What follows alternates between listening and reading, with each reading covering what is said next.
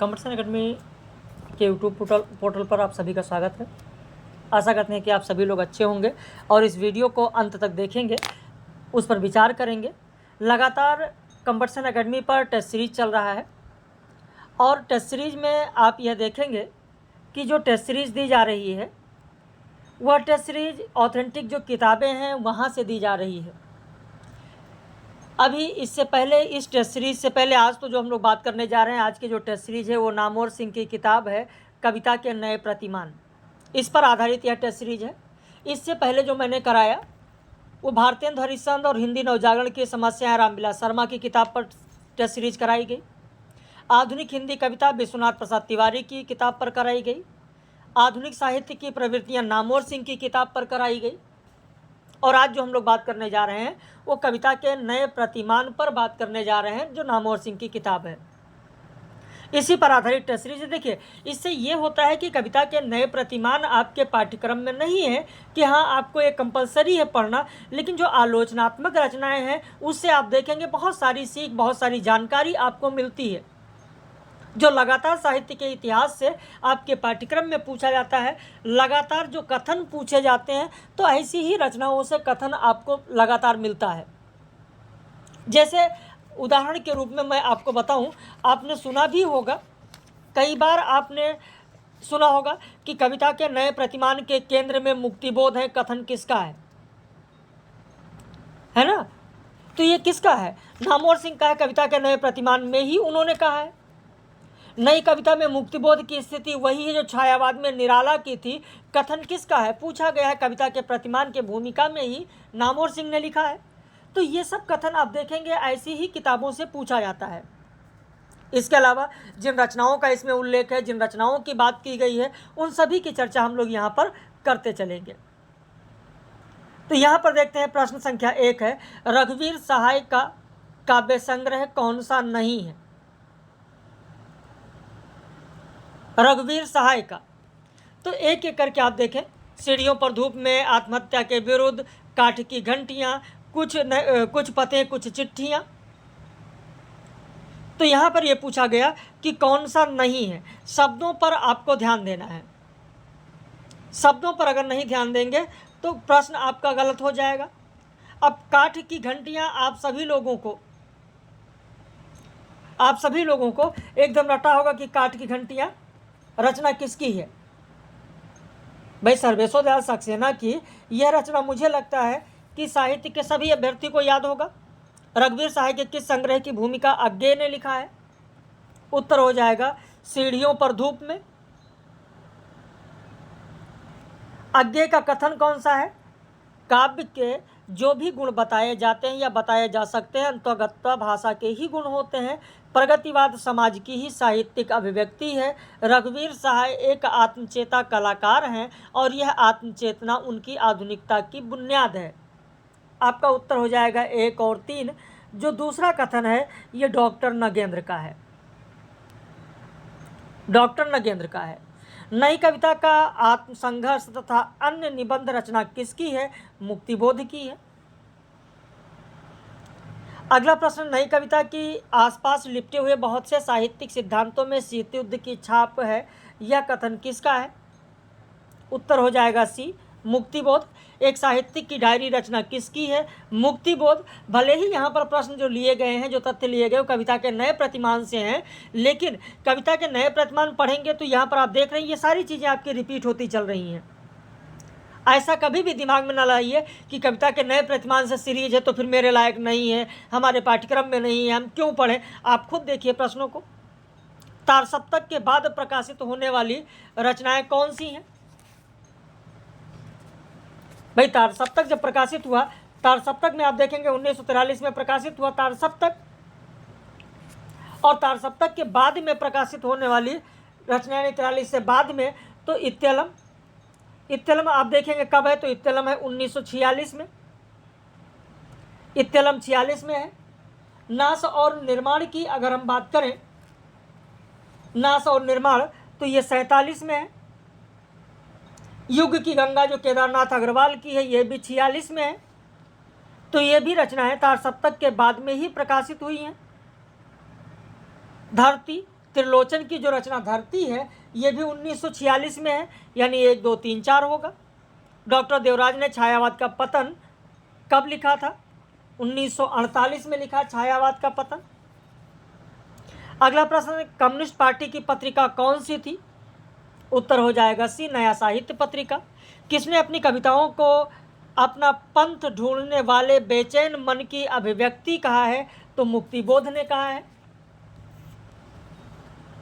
अच्छा, मुक्तिबोध की जब बात आती है तो मुक्तिबोध की का जो रचना है, चांद का मुंह टेढ़ा है, चांद का मुंह टेढ़ा है, चांद का मुंह टेढ़ा है काव्य संग्रह में एक विलक्षण प्रतिभा शीर्षक भूमिका किसने लिखा है? एक विलक्षण प्रतिभा शीर्षक भूमिका किसने लिखा है? कमेंट करके बताइएगा। जयशंकर प्रसाद का लेख यथार्थवाद और छायावाद किस पत्रिका में प्रकाशित हुआ था? हंस पत्रिका में। तारसप्तक की योजना कहाँ के अखिल भारतीय लेखक सम्मेलन 1942 के दौरान बनी? उत्तर हो जाएगा दिल्ली। वैसे तारसप्तक नाम किसने सुझाया था? तारसप्तक नाम किसने सुझाया था? कितने लोग बताएंगे आप में से? तारसप्तक नाम किसने सुझाया था? नहीं पता? प्रभाकर माचवे। जरूर बताइएगा, बाद में जरूर कमेंट करिएगा कि नहीं पता था या पता था, तो जरूर कमेंट करिएगा। नाम किसने सुझाया था? तो प्रभाकर माचवे ने। सन 1937-38 के समय को अज्ञे ने क्या कहा है? संशय का युग, स्वीकार का युग, अश्रद्धा का युग, आत्म अन्वेषण का युग। उत्तर हो जाएगा 1, 3, 4। 2 इसलिए नहीं होगा कि स्वीकार का युग नहीं, बल्कि अज्ञे ने अस्वीकार का युग कहा है। सन 1937 में यह किसने कहा कि साहित्यिक शक्ति के रूप में निराला मर चुके हैं, निराला इज डेड? किसने कहा था? तो अज्ञे ने कहा था। उच्च श्रृंखल पत्रिका 1939 में किसने प्रारंभ किया? उत्तर हो जाएगा नरोत्तम नागर। केदारनाथ अग्रवाल की कौन सी कविताएं उच्च श्रृंखल पत्रिका में प्रकाशित हुई थी? चंद्र गहनता वाला और बसंती हवा, ये 2 कविताएं उच्च श्रृंखल पत्रिका में प्रकाशित हुई थी। अज्ञे को किस रचना पर 1964 में साहित्य अकादमी पुरस्कार मिला था? तो आंगन के पार द्वार। किसने कहा कि आंगन के पार द्वार के पुरस्कृत होने के साथ नई हिंदी कविता का एक दौर पूरा हो जाता है? ये केदारनाथ अग्रवाल ने कहा था। मेरी कविताओं का घनिष्ठ संबंध छायावादी कविता और उससे भी अधिक छायावादी कवियों से है, कथन किसका है? उत्तर हो जाएगा रामविलास शर्मा का है। देखिए, जब छायावादी कविता और छायावाद की बात आई तो एक प्रश्न मैंने अभी वन लाइनर में भी ये पूछा था। देखते हैं जितने लोग इस सीरीज को देख रहे हैं कितने लोग बताते हैं। किसने लिखा है कि निराला छायावाद के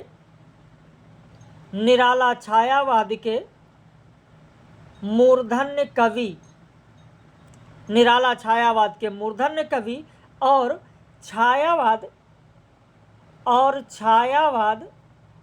आधुनिक कविता का स्वर्ण शिखर है। छायावाद आधुनिक कविता का स्वर्ण शिखर है। किसने कहा है? निराला छायावाद के मूर्धन्य कवि और छायावाद आधुनिक कविता का स्वर्ण शिखर है। किसने कहा है? बताइएगा, कमेंट जरूर करिएगा। अगला प्रश्न है यहाँ पर कि मुक्तिबोध का कामायनी एक पुनर्विचार समकालीन साहित्य में पुनर्मूल्यांकन के बहाने एक मूल्यों का ऐतिहासिक दस्तावेज है। किसने कहा है? उत्तर हो जाएगा सी, नामवर सिंह ने कहा कविता के नए प्रतिमान में। प्रश्न संख्या 21 है, प्रसाद जी की कामायनी साहित्य के रसवादी छायावादी प्राणपंथियों के हाथ में नवीन प्रगति शक्तियों के विरुद्ध एक शस्त्र बन गई। किसने कहा है? तो मुक्तिबोध ने कहा है। ये वही मुक्तिबोध हैं जिन्होंने कामायनी एक पुनर्मूल्यांकन लिखा और जयशंकर प्रसाद को इन्होंने क्या कहा? उसी पुनर्मूल्यांकन में उन्होंने कहा बुर्जुआ जी का अंतिम मुमूर्षु कवि, बुर्जुआ जी का अंतिम मुमूर्षु कवि जयशंकर प्रसाद को। किसने कहा? तो मुक्तिबोध ने कहा। किस रचना में? कामायनी एक पुनर्विचार में। प्रसाद की भाषा अगर ढोकदार लगती है, बीच बीच में झटके लटके आते हैं, घुलावट नहीं है, तो हमें देखना होगा कि स्वीप ऑफ इमेजिनेशन कितना है। किसने कहा है? विजयदेव नारायण शाही ने कहा है। मुक्तिबोध ने पहली बार कामायनी को एक ऐसी विशाल फैंटेसी के रूप में देखने का प्रस्ताव किया जो कलाकार की विधायक कल्पना द्वारा जीवन की पुनर्रचना है। यह कथन किसका है? नामवर सिंह का। निम्न में से किसके अनुसार उर्वशी आधुनिक चेतना का काव्य नहीं है? उर्वशी आधुनिक चेतना का काव्य नहीं है, किसके अनुसार? नेमीचंद्र जैन। भारत भूषण अग्रवाल के अनुसार शिल्प और काव्य तत्व की दृष्टि से कौन सी रचना अन्यतम है? तो उर्वशी। उर्वशी रचना के बारे में किसने कहा कि ये एक प्रौढ़ कवि की प्रौढ़ कृति है जो हिंदी काव्य की प्रौढ़ता की घोषणा करती है? यह कथन है भारत भूषण अग्रवाल का। भारत भूषण अग्रवाल। रामविलास शर्मा का कथन कौन सा है? दिनकर जी उदात्त भावनाओं के कवि हैं। दिनकर के स्वरों में ढलकर उर्वशी की प्राचीन कथा साहजी रीतकालीन श्रृंगार परंपरा से ऊपर उठ गई है। निराला जी के बाद मुझे किसी वर्तमान कवि की रचना में ऐसा प्रेम मंद्र मेघमंद्र स्वर सुनने को नहीं मिला जैसा दिनकर की उर्वशी में। तो ये तीन के तीनों कथन रामविलास शर्मा के हैं। काव्य मूल्यों की शुद्धता के बारे में मुक्तिबोध को उतनी ही आस्था है जितनी अज्ञेय को। किसने कहा है? नामवर सिंह ने कहा कविता के नए प्रतिमान में। मूल्यांकन की प्रक्रिया में यह कथन एक बार शायद किसी परीक्षा में पूछा गया, याद नहीं आ रहा है कि किस परीक्षा में पूछा गया था, कि मूल्यांकन की प्रक्रिया में अलग सूत्रों में निचोड़ कर रखा हुआ प्रतिमान काव्य का प्रतिमान नहीं, गल्ला तौलने का बाट या कपड़ा नापने का गज है। नामवर सिंह ने कहा है कविता के नए प्रतिमान में। गिरिजा कुमार माथुर कायदे से राष्ट्रीय काव्यधारा के कवि नहीं बल्कि नई कविता के कवि हैं। यह कथन किसका है? तो नामवर सिंह का है। किस सप्तक में अज्ञेय ने कहा कि बड़ा कवि वाक्य सिद्ध होता है और भी बड़ा कवि रस सिद्ध होता है? तो ये तीसरा सप्तक की भूमिका में अज्ञेय द्वारा कहा गया कि बड़ा कवि वाक्य सिद्ध होता है और भी बड़ा कवि रस सिद्ध होता है। डॉक्टर नगेंद्र जी की अनुभूति सन 36 के छायावादी की और उनके विचार 26 के अधकचरे फ्रायड भक्तों के। यह कथन किसका है? उत्तर हो जाएगा रामविलास शर्मा का है। रस असंलक्ष्य कर्म होता है लेकिन काव्य में आलोचना में नहीं। यह कथन किसका है? नामवर सिंह का है। विजयदेव नारायण शाही के संग्रह कौन से हैं? मछली घर, गीत फरोश, साखी। तो उत्तर हो जाएगा 1 और 3। गीत फरोश तो भवानी प्रसाद मिश्र का रटा ही होगा आप लोगों को। काव्य की आत्मा को कवि में न खोजकर शब्दार्थ मूलक काव्य में खोजने की चेष्टा की गई। यह कथन किसका है? उत्तर हो जाएगा जगदीश गुप्त। आचार्य रामचंद्र शुक्ल के निबंध कौन से हैं? संग्रह और त्याग, काव्य में लोकमंगल की साधना अवस्था, साधारणीकरण और व्यक्ति वैचित्रवाद। तो ये तीनों होगा, जिसमें से ये 2 तो आपने सुना होगा, तीसरा हो सकता है, पहला वाला हो सकता है कि बहुत कम लोग सुने हों, लेकिन जब नामवर सिंह का कविता के नए प्रतिमान पढ़ेंगे तो वहाँ पर इसकी चर्चा की गई है। रसात्मक बोध एक व्यापक और समाकलित काव्य मूल है जिसका आधार है शब्द अर्थ के माध्यम से मानव व्यक्ति की सार्थकता की प्रतीति और सिद्धि है आनंद। यह कथन किसका है? उत्तर हो जाएगा डॉक्टर नगेंद्र। इनमें से सुमेलित जोड़ा कौन सा है? आस्था और सौंदर्य रामविलास शर्मा, नए प्रतिमान पुराने निकष लक्ष्मीकांत वर्मा, आलोचक की आस्था डॉक्टर नगेंद्र। ये 3 के तीनों रचनाएं सुमेलित हैं और अक्सर आपने देखा है कि ये परीक्षा में पूछ ली जाती हैं। तो ऐसा नहीं कि नामवर सिंह ऊपर हेडिंग पढ़ा है कविता के नए प्रतिमान तो आप सोचें कि ना पढ़ें ना देखें। आप खुद देखें यहाँ पर कि कितनी चीज़ें आपकी रिवाइज हो रही हैं और परीक्षा में जो पूछी जाती हैं वही चीज़ें यहाँ पर दी गई हैं। नामवर सिंह का कथन कौन सा है? संघर्ष के बिना जब 2 वक्त की रोटी भी मैसर नहीं होती तो कविता के मूल्य क्या मिलेंगे? कविता के नए प्रतिमान के केंद्र में मुक्तिबोध है। नई कविता में मुक्तिबोध की स्थिति वही है जो छायावाद में निराला की थी। ये 3 के तीनों कथन नामवर सिंह का है और भूमिका का है। कविता के नए प्रतिमान में भूमिका का है। नामवर सिंह के अनुसार सही कथन कौन सा है? किसी काव्य कृति का कविता होने के साथ ही नई होना अभीष्ट है। तार सप्तक में राहों के अन्वेषण की बात की गई और दूसरे सप्तक में आत्म अन्वेषण की बात की गई। नामवर सिंह के अनुसार ये तीनों कथन सही हैं।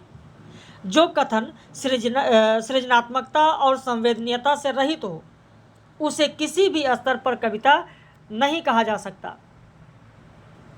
यह कथन किसका है? उत्तर हो जाएगा सी, जगदीश गुप्त का है। डॉक्टर नगेंद्र ने रूप विवृत्तियों का ज्ञान और रूप की सूक्ष्म गहन अनुभूतियों के आधार पर रत्नाकर को किससे श्रेष्ठ कवि बता दिया है? तो अज्ञेय से। कविता क्या है? शीर्षक निबंध किसने किसने लिखा? अब हो सकता है कि एक तो बहुचर्चित आचार्य रामचंद्र शुक्ल सभी को याद है, लेकिन डॉक्टर नगेंद्र को हो सकता है बहुत कम लोग जानते हो। तो डॉक्टर नगेंद्र ने भी लिखा है और रामचंद्र शुक्ल ने भी लिखा है। नई कविता और छायावाद के बीच जो अर्धचेतन मन में समझौता प्रयोगवाद के रूप में हुआ था वह सब का सब अब लौटकर आ पड़ा। यह कथन किसका है? लक्ष्मीकांत वर्मा का है। हृदय का उच्छ्वास यदि रस या रस का निकटवर्ती अनुभव तो वाणी का उच्छ्वास वक्रता या अलंकार का ही समानार्थक शब्द समूह है। कथन किसका है? तो रस सिद्धांत में डॉक्टर नगेंद्र द्वारा कहा गया है। इनमें से कविता और कवियों का सुमेलित जोड़ा कौन सा है? सुधिया के चंदन वन। इसी शीर्षक के आधार पर सुधिया उस चंदन के वन की लिखा गया है। सुधी की अहेरिन श्याम सुंदर घोष, सुधियों का कारवां नीरज, ये तीन के तीनों सुमेलित हैं। डॉक्टर नगेंद्र के रस सिद्धांत को किसने नौ भावा विव्यंजनावाद कहा है? तो गिरिजा कुमार माथुर ने कहा। यह भी बहुत ही महत्वपूर्ण तथ्य है आपके लिए। नई कविता का उस तरंग के रूप को एक स्ट्रक्चर में बदल देती है जैसे हीरे का क्रिस्टल हो। यह कथन किसका है? तो विजय देव नारायण शाही का है। समूची नई कविता को ठीक ठाक देखने के लिए नई कविता के प्रतिमान की जरूरत नहीं है बल्कि कविता के नए प्रतिमान की जरूरत है। ये किसका कथन है? तो विजय देव नारायण शाही का है। अब कई लोग यहाँ पर कविता के नए प्रतिमान की लगातार बात हो रही तो कहेंगे सर नामवर सिंह का है, लेकिन नामवर सिंह की किताब में ही ये लिखा है कि विजय देव नारायण शाही ने इसे स्वीकार किया कि समूची नई कविता को ठीक ठाक देखने के लिए नई कविता के प्रतिमान की जरूरत नहीं है बल्कि कविता के नए प्रतिमान की जरूरत है। इनमें से किसकी धारणा थी कि भारतीय ब्रह्मज्ञान और योग साधना को लेकर चलने वाली ज्ञानाश्रयी शाखा की रचनाएं साहित्यिक नहीं है? तो यह मानना था किसका? आचार्य रामचंद्र शुक्ल का। तो ये 50 प्रश्न आपने देखा। कल की जो टेस्ट सीरीज होगी, कल की भी टेस्ट सीरीज नामवर सिंह की रचना कविता के नए प्रतिमान पर होगी और फिर उसके बाद में हम लोग जब आगे बढ़ेंगे तो परसों की जो टेस्ट सीरीज होगी हिंदी साहित्य 20वीं शताब्दी नंद दुलारे वाजपेयी की किताब पर होगी, नंद दुलारे वाजपेयी की किताब पर होगी या रामस्वरूप चतुर्वेदी हिंदी साहित्य और संवेदना के विकास पर आधारित होगी। तो इस तरीके से कल की टेस्ट सीरीज भी आप लोग जरूर देखिएगा। बाकी हम लोग फिर मिलेंगे ऐसी सीरीज में। आज का वीडियो पब्लिश से ज़्यादा से ज़्यादा आप लोग शेयर करें और अगर यूजीसी नेट के लिए बैच लेना चाहते हैं, मध्य प्रदेश असिस्टेंट प्रोफेसर के लिए बैच लेना चाहते हैं, हरियाणा असिस्टेंट प्रोफेसर के लिए बैच लेना चाहते हैं तो इस नंबर पर संपर्क करें या अपने मित्रों को आप बता सकते हैं। साथ में यूपी जीडीसी का भी बैच 5 मई से शुरू होने जा रहा है, उसके लिए भी आप जुड़ सकते हैं, संपर्क कर सकते हैं।